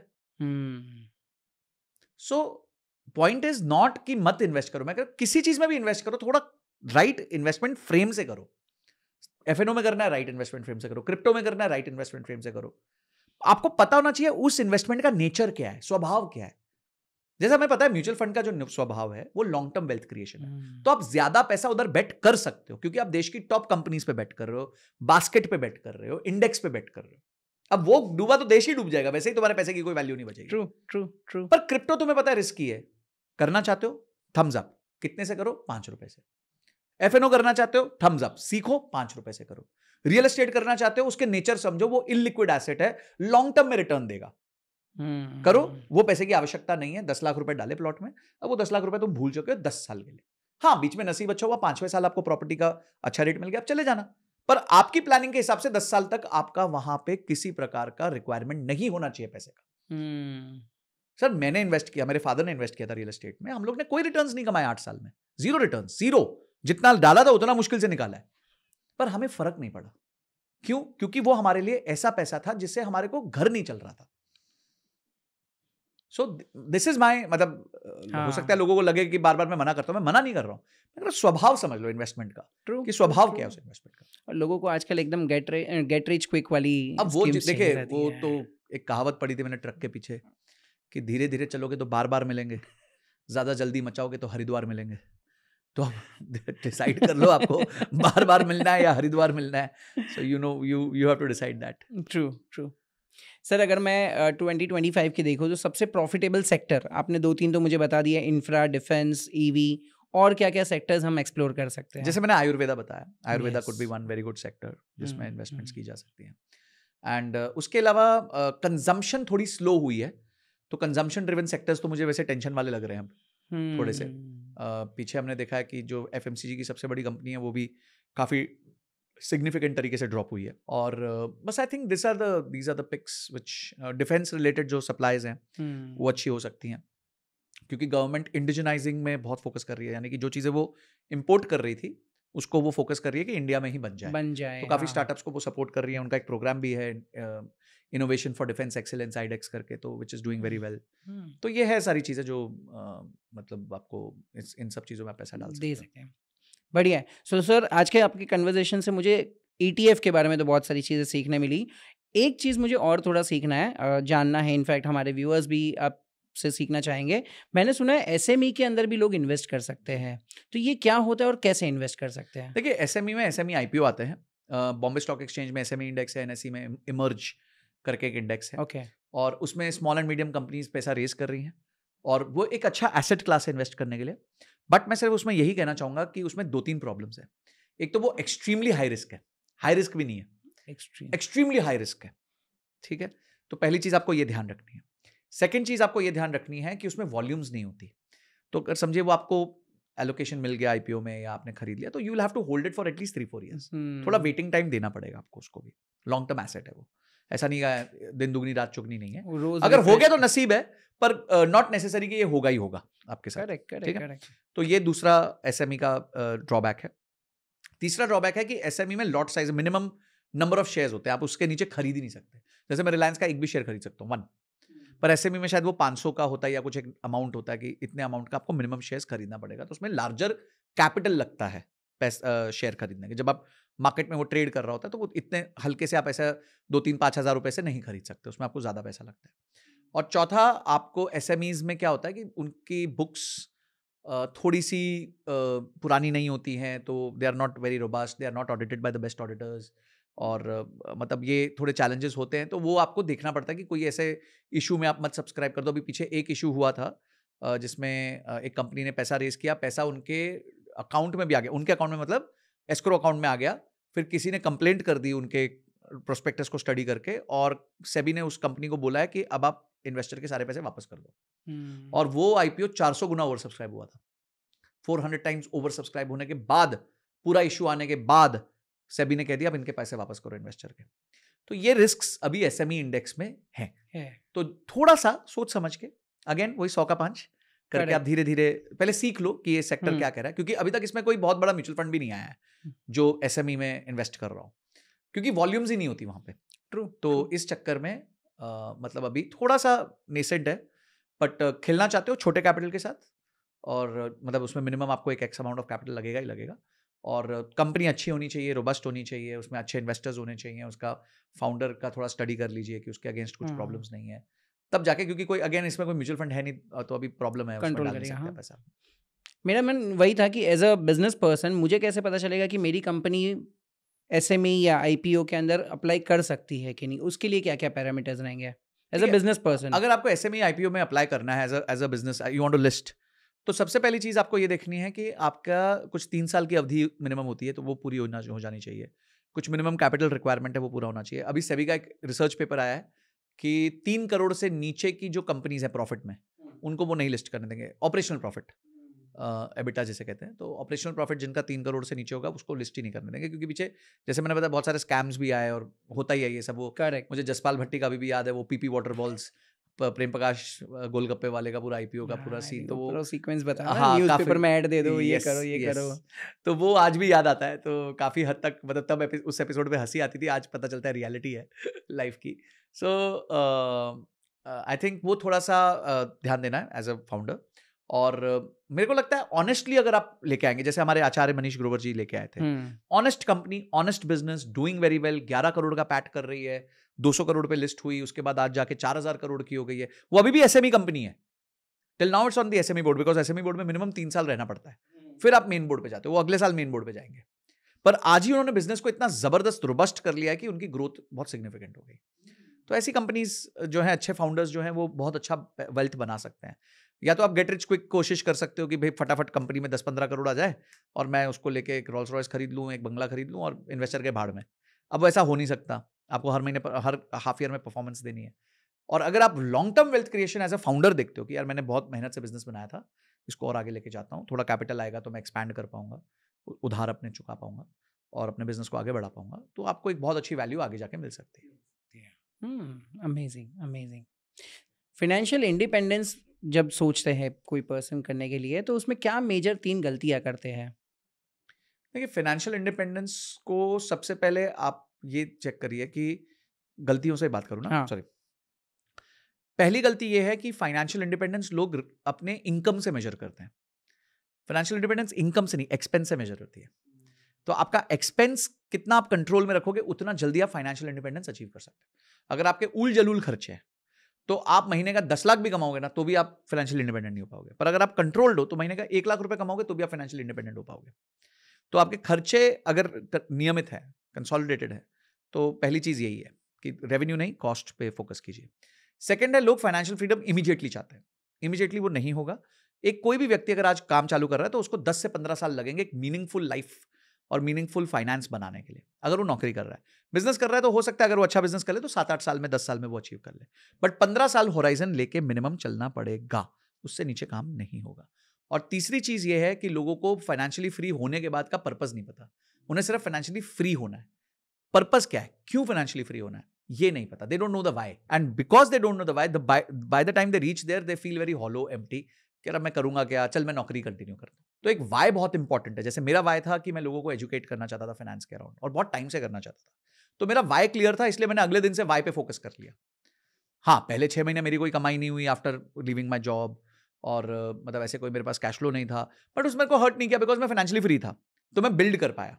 सो मैं कहता हूं हमेशा कि आप लाइफ में 2 बार अपने पर्पस को जी सकते हो। One when you have nothing to lose, and one when you have so much that you can not lose everything. तो फाइनेंशियल फ्रीडम वो वाली स्टेज है जब आप ये कर सकते हो achieve. So true. Life time अगर मैं एक ही इनकम पे डिपेंड रहूं, तो क्या ये गलती है? वॉरेन बफे कहते हैं कि if you are dependent on one source of income, you are one step away from poverty. तो अब इससे ज्यादा मेरे पास तो कोई आंसर बचा नहीं देने को, बिकॉज जब गुरु श्री वॉरेन बुफे ने ये बोला है, तो फिर then it's a meaningful statement. True true. Sir, अगर हमें रिलायंस और अडानी, ये 2 जन के पास से कोई अगर मेजर लर्निंग लेनी हो, तो कौन सी लर्निंग ले सकते हैं अपने बिजनेस के लिए? देखिए, अगर आप एक बिजनेसमैन हैं, तो रिलायंस और अडानी के प्रोसेसेस सीखने बहुत ज़रूरी हैं। जैसे रिलायंस के केस में वो परचेज कैसे करते हैं, या फिर इवन अडानीज के केस में वो परचेज कैसे करते हैं। तो they work on a system called BOM, bills of material. तो बिल्स ऑफ मटीरियल में वो क्या करेंगे, जो भी चीज़ वो खरीदते हैं, उनकी टीम पूरी उसकी तहस नहस कर देगी। अगर वो फ़ोन खरीदेंगे, तो फ़ोन के सारे पार्ट्स को अलग कर देंगे, उसका प्लास्टिक, उसका रबड़, उसके चिप्स, उसके कॉपर वायर, उसका सब कुछ जो फ़ोन के अंदर है, सबको एकदम डिसमेंटल करेंगे। एक एक चीज़ की कॉस्टिंग लेंगे, और उसके बाद देखेंगे कंसोलिडेटेड ये फोन कितने का बनना चाहिए, और एंड में अपने उसको बुलाएंगे, वेंडर को बोलेंगे देख भाई ये सब करके ये फोन बनता है 1,500 रुपए में, तू एक काम कर अपनी 7% का मेहनताना रख, 10% का मेहनताना रख और हमारे को 1650 में दे दे, बट हमारे को 1 करोड़ पीस चाहिए। तो वो वॉल्यूम्स पे खेलते हैं, तो वो अपने वेंडर को भी जीने देते हैं, ऐसा नहीं है वेंडर को खत्म कर देते हैं, वेंडर को भी जीने देते हैं, but they are very clear कि they want everything dirt cheap. Correct. तो क्योंकि क्या है, जब आप खरीदोगे सस्ता ना तब आप बेचोगे सस्ता, और जब आप बेचोगे सस्ता आप मार्केट को डिसरप्ट कर दोगे। तो इसे हम कहते हैं कॉग्स ऑफ कॉग्स थियरी। एक होता है कॉग्स यानी कि कॉस्ट ऑफ गुड्स सोल्ड, एक होता है कॉग्स ऑफ कॉग्स यानी कि जो चीज आप बेच रहे हो उसके रॉ मटेरियल की कॉस्ट क्या है। तो जो लोग जितनी बार कॉग्स ऑफ कॉग्स में जाते हैं उतना वो डिसरप्शन लेके आते हैं। जैसे अडानीज के केस में ये कहा जाता है कि जिस वेंडर को वो अपना काम आउटसोर्स करते हैं, समझो उनको एक बड़ा पैकेज मिला, उन्होंने 6 लोगों को दे दिया। अब कोई भी बिजनेसमैन को लगा ठीक है यार 6 लोगों को दे दिया, वो लोग करेंगे ना, उनका एक बंदा उसके साथ बैठेगा आपके वेंडर के साथ। अब वो वेंडर एक और सब वेंडर लेता है तो अडानी का बंदा उसके साथ बैठेगा, तो ऐसे वो L6 तक जाते हैं। अगर समझो कोई सप्लायर वियतनाम में बैठा है तो वहां पे अडानी का बंदा बैठेगा, क्योंकि उसको पता है वहां से डिले हुआ तो प्रोजेक्ट में डिले हुआ, प्रोजेक्ट में डिले हुआ तो कॉस्ट बढ़ेगी तो मेरे पे LDs भी लगेंगी और मेरा प्रोजेक्ट वायबल नहीं रहेगा। तो इस तरीके से वो लोग ऑपरेट करते हैं, उनके सिस्टम्स बहुत स्ट्रांग है और इसलिए वो जहां है वहां है, ऐसे मस्त, मतलब इट्स, ये तुक्का नहीं है, एक तरीका है। अगले 30 दिन में मुझे अगर 9 लाख रुपए कमाने हो तो कैसे कर सकते हैं? मेरी वीडियो देख सकते हैं। नहीं मतलब क्या किया था वैसा? देखिए उसमें एक चीज, मेरा कैपिटल बहुत बड़ा था तो इट वाज अराउंड 1 करोड़ रुपए and that month was a very good month because it was a flat month. पता नहीं, मेरे को ऐसा लगता है वो वीडियो डालने के बाद कोई महीना आया ही नहीं जब मैंने 9 लाख रुपए फिर से उस स्ट्रैटेजी बनाया। हाँ 5 लाख 6 लाख 3 लाख 2 लाख वो सब बनता रहता है, बट वो उतना बड़ा क्वांटम नहीं बन पाया फिर से कभी। Maybe I will get another month later in the year या कभी मिलेगा, तो वो हमारा जैकपॉट मंथ था और हमने अपनी स्ट्रैटेजी को इस्तेमाल किया और उस स्ट्रैटेजी से हमने बहुत जबरदस्त पैसा कमाया उस महीने में। वही स्ट्रैटेजी थी। देखिए स्ट्रैटेजी तो हम जब आप एक ही स्ट्रैटेजी पे वर्क करते रहते हैं ना तो कोई कुछ महीने आते हैं आपकी लाइफ में जो आपको बम्पर रिटर्न्स देके जाते हैं, कुछ महीने आएंगे जहां कम भी हो, पर सालाना रिटर्न्स जब हम देखते हैं तब भी हम 18 से लेकर 25% के आसपास का रिटर्न बनाते हैं उस स्ट्रैटेजी से, जो मुझे लगता है कि रीजनेबली ओके रिटर्न है। अब देखो उससे ज्यादा लालच करना मेरे को लगता है उससे फिर आप ऑप्शंस में पैसा बना नहीं पाओगे। एक तो आप ऑप्शंस में पैसा बना रहे हो, ये बहुत बड़ी बात है अपने आप में। सही है, सही है। पैसिव इनकम कैसे बनाई जाती है? 2 तरीके से, आपके या तो अपने स्किल से या आप अपने फाइनेंस से। तो अगर आपके पास पैसे नहीं है तो अपनी स्किल्स को फोकस कीजिए, अपने आप को लिस्ट कीजिए, अपने आप को मोनेटाइज करना सीखिए, अपने आप को मार्केट करना सीखिए। ये मत बोलिए कि मुझे तो आता नहीं है, ये बहुत लो मानसिकता का स्टेटमेंट है। आप अपने आप को मार्केटिंग करना सीखिए, डिजिटल जाइए। कुछ लोग गाली भी देंगे, इट्स ओके, नो प्रॉब्लम। अपने आप को इम्प्रूव करते रहिए क्योंकि आप सबको कंट्रोल नहीं कर सकते। करेक्ट। और अगर आपके पास पैसा है तो पैसे के लिए आपके पास बहुत सारे इंस्ट्रूमेंट्स हैं। जैसे आपके पास FDs हैं, FD के अलावा आपके पास कॉर्पोरेट FDs हैं जहाँ ज़्यादा ब्याज मिल जाता है। उसके अलावा P2P लेंडिंग के बहुत सारे प्लेटफॉर्म्स हैं। आप प्रॉपर्टी लेके रेंटल ले सकते हैं। तो बहुत सारे ऐसे तरीके हैं जिससे आप अपने लिए पैसिव इनकम इसमें क्रिएट कर सकते हैं, जनरेट कर सकते हैं। SWP से रिटायरमेंट प्लानिंग क्या सही में पॉसिबल है? बिल्कुल पॉसिबल है। मैं आपको एक उदाहरण देता हूँ। मेरे एक फ्रेंड के फादर 2014 में रिटायर हुए। उनके पास 1 करोड़ का कॉर्पस था।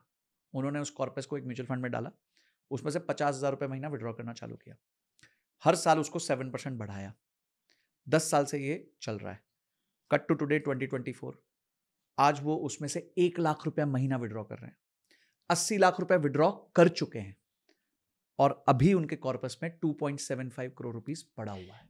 तो 1 करोड़ बन गया 3.25 करोड़ प्लस 80 लाख विड्रॉ हो चुका है और अभी महीने का 1 लाख रुपए विड्रॉ हो रहा है। तो बिल्कुल रिटायरमेंट प्लानिंग पॉसिबल है, मेरी आंखों के सामने की कहानी है। टॉप 5 म्यूचुअल फंड जो आप रेकमेंड करना चाहोगे? आप कोई भी फिल्टर अपनी वेबसाइट्स पे जा सकते हैं, जो भी ब्रोकर ऐप्स हैं, और उसमें जाके फिल्टर्स लगा सकते हैं।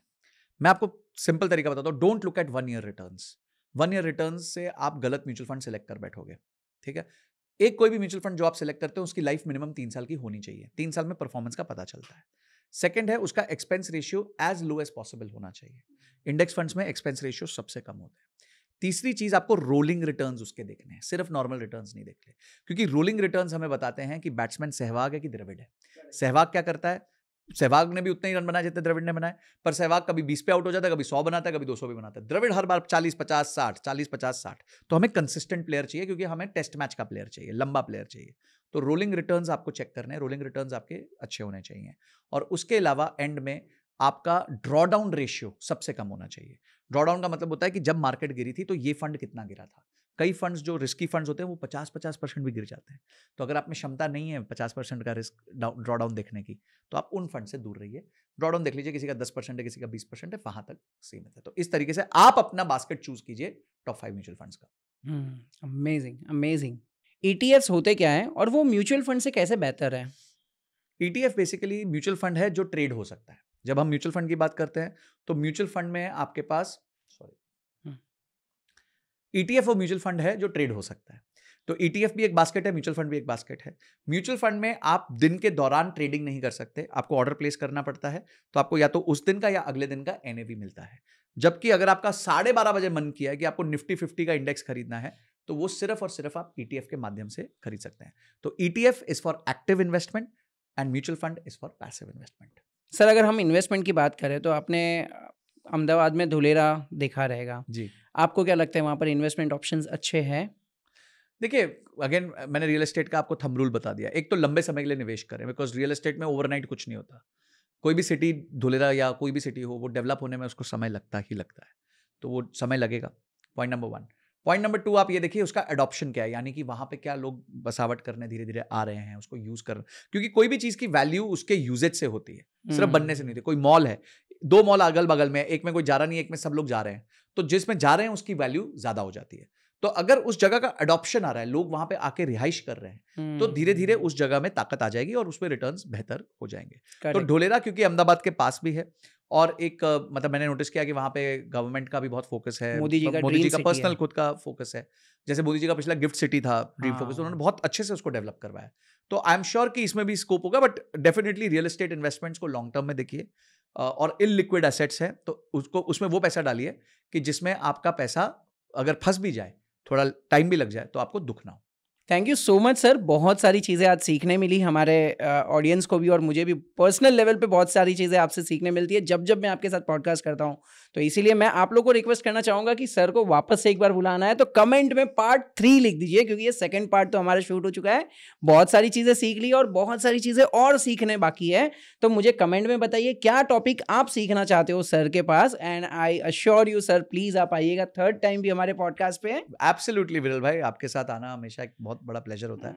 तो जब भी हम बॉम्बे आएंगे और अगर देयर इज इनफ डिमांड, तो एक काम करते हैं, थोड़ा टारगेट दे देते हैं, इनको कहते हैं 10,000 लाइक्स दे दें, यस, और 2,000 कमेंट्स दे दें, तो हम डेफिनेटली फिर से पार्ट 3 करेंगे। Done. Thank you so much sir. Thank you.